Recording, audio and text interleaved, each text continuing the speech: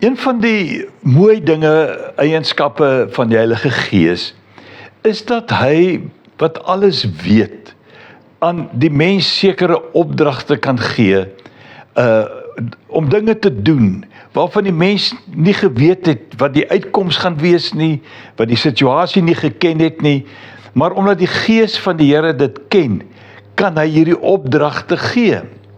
'n voorbeeld hiervan in Handelinge 8 vers 29 waar ons sien, toe sê die Gees vir Filippus,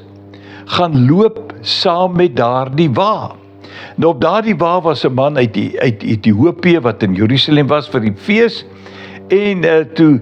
Filippus daar by hom kom, het hy op die wa geklim en hierdie man verduidelik van die wonder van die saligheid in Christus, en het hy hom dan ook daarna gedoop. In Handelinge 10 vers 19 tot 20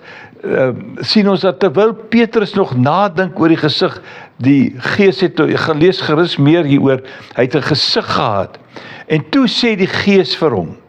daar is 3 mans wat jou soek, kom, gaan onder toe en moenie aarzel om saam met hulle te gaan nie, want ek het hulle gestuur. So, en hy bevestig dit in Handelinge 11 vers 12, die Gees het vir my gesê, dat ek nie moet aarzel om saam met hulle te gaan nie. Nou die gevolg hiervan was, dat mense die boodskap gekry het, dat hulle die evangelie gehoor het, en hulle bekeer het, en dat hulle gedoop is. Handelinge 13 vers 2 sê,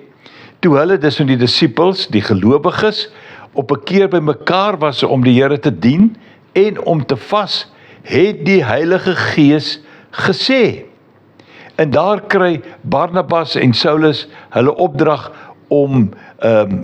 dat hulle moes afgesonder word om die werk te doen waarvoor die Here hulle geroep het. Baie duidelik dat God deur sy Gees aan die mens sekere opdragte kan gee. Dinge waarvan ons nie bewus is nie, maar as ons sal luister na die Heilige Gees, kan ons wonderlike dinge doen en dinge sê wat tot eer van die Here sal wees, en om die mense wat dit hoor te help op die pad van geloof.